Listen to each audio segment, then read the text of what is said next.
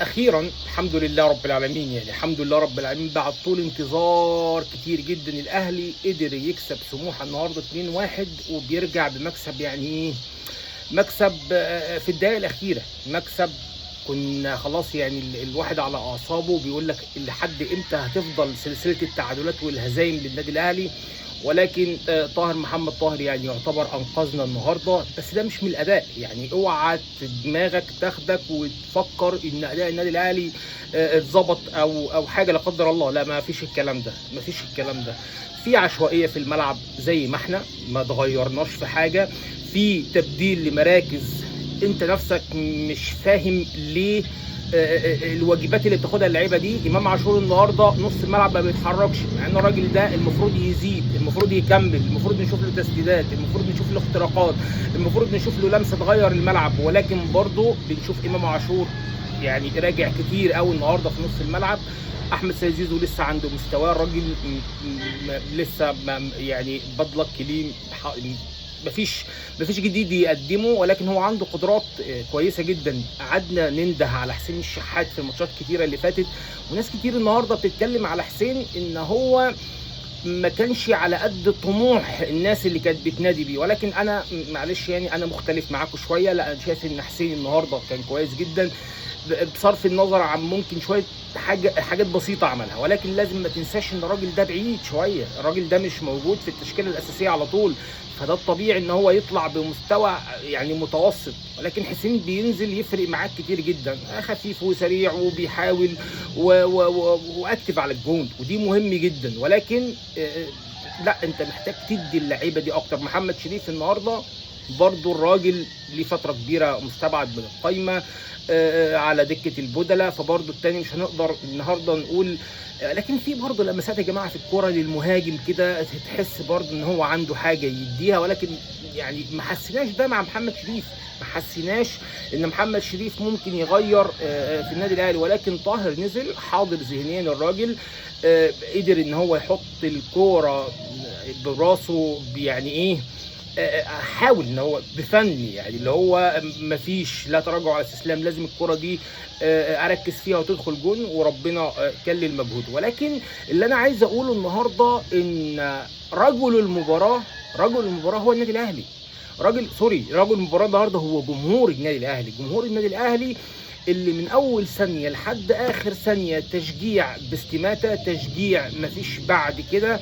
اللعيبه كان لازم يعني زي ما بيقولوا لصالح الجماهير النهارده باي وسيله، وده حصل. كان لازم النهارده يبقى في اداء يعني احسن من الاداء اللي احنا بنشوفه من النادي الاهلي. ولكن هنقول ان دي بدايه كويسه، هنقول ان ممكن الاهلي، انا برضه يعني كلنا نتمنى ان الاهلي ما يطلعش ثالث ولا رابع في الدوري، عايزين الاهلي يطلع اول او ثاني عشان نلعب بطوله دوري ابطال افريقيا. مش هقول لك ان انا الدوري مش فارق معايا، ومش هقول لك ان وجود النادي الاهلي في المراكز الاولى بالنسبه لي لو خد المركز الثاني ولا الثالث يعني دي هزيمه، ودي حاجه مش كويسه. ولكن انا بدور على اقل الاضرار، بدور على اقل الخسائر. اقل الخسائر ان انا العب السنه الجايه بطوله دوري ابطال افريقيا، مش ان انا ادور على الكونفدراليه ولا ادور على بطوله محليه العب فيها. ده يعني ده كله ده ما بيفرقش مع جمهور النادي الاهلي. لا، احنا عايزين نلعب في البطوله القاريه، عايزين نكسب دوري ابطال افريقيا اللي احنا برضو ما عرفناش نكسبه سنتين ورا بعض،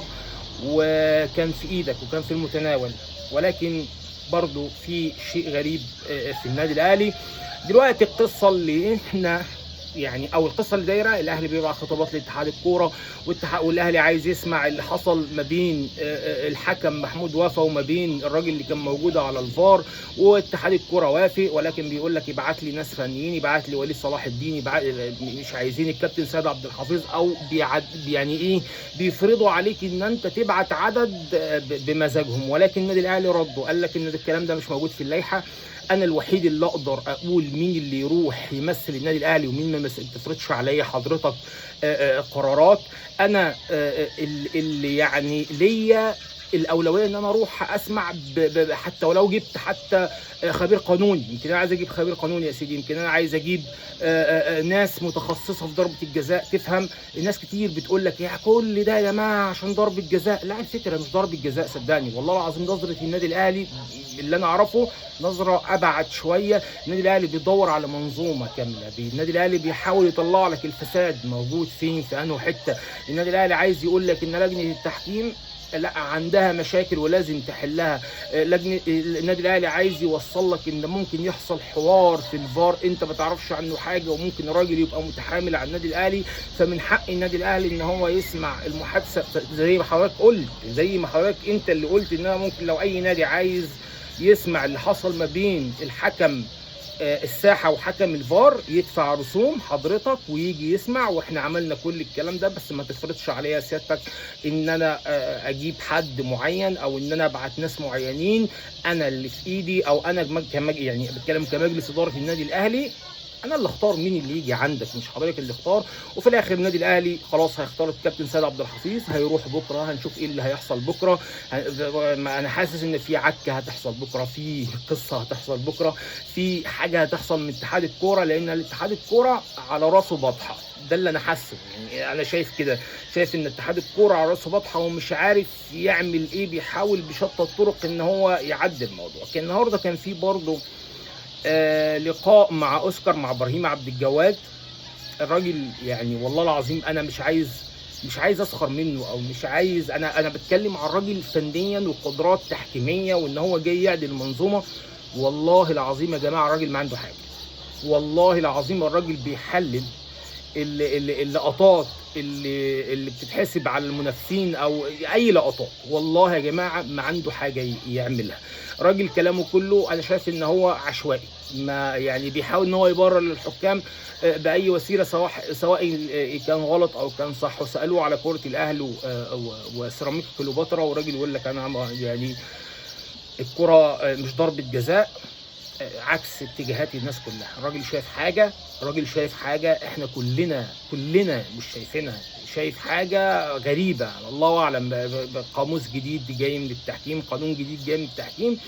ولكن لا، لازم يعني بياخد بالدولار يا جماعه، حرام عليكم اقسم بالله العظيم ثلاثه. يعني ايه اللي احنا شايفينه في التحكيم اتعدى؟ انت لو مسكت واحد مصري يبقى احسن من كده، يعني هيبقى الموضوع اكرم من كده شويه، على الاقل المصريين عارفين بعض.